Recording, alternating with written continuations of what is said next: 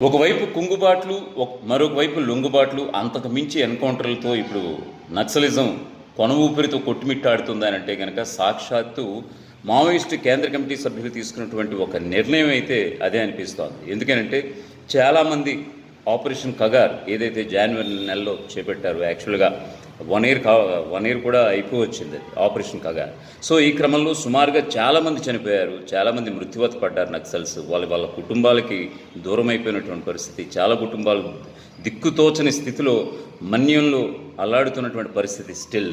So ఇవన్నీ బేరీజు వేసుకుని దాదాపుగా 20-30 సంవత్సరాల అడవిలో దశాబ్దాలుగా అజ్ఞాతంలో ఉన్నటువంటి చాలామంది కూడా పోలీసులు ఎదుట లొంగిపోతున్నటువంటి పరిస్థితి. సో ఈ క్రమంలో మావోయిస్టు కేంద్ర కమిటీ సభ్యులు కూడా ఒక నిర్ణయం తీసుకున్నారు. ఎందుకంటే కేంద్ర కమిటీ సభ్యులుగా సుప్రీం లీడర్గా ఉన్నటువంటి నంబాల కేశవరావుతో పాటు అనేక మంది ఈ లొంగుబాటు ఎవరైతే అయిపోయారో వాళ్ళు ఇచ్చినటువంటి సమాచారం వల్లే, అంటే ఉద్యమ ద్రోహుల వల్లే తమ పార్టీ లీడర్లను కోల్పోయామని మావోయిస్ట్ పార్టీ ప్రకటించింది. సో ఈ క్రమంలో ఆల్రెడీ కోర్టుల నేపథ్యంలో ప్రజా కోర్టులంటూ కూడా చాలామందిని మట్టుపెట్టినటువంటి సందర్భం. అంటే జనజీవన స్రవంతిలో కలిసిపోయినటువంటి మావోయిస్టులని చాలామంది మావోయిస్టులు చంపేశారు ప్రజా కోర్టుల పేరుతో మన్యంలో, అడవుల్లో.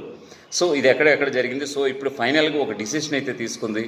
లొంగిపోతే లొంగిపోండి ప్లీజ్, దయ ఉంచి ఉద్యమాన్ని అణచివేసే కుట్రకి మాత్రం తెరలేపకండి. మీరు వెళ్ళిపోండి, మేము ఉద్యమాన్ని మేము కాపాడుకుంటామంటూ కూడా చాలామంది మావోయిస్ట్ అగ్రనేతలు పిలుపునిచ్చినటువంటి సందర్భం.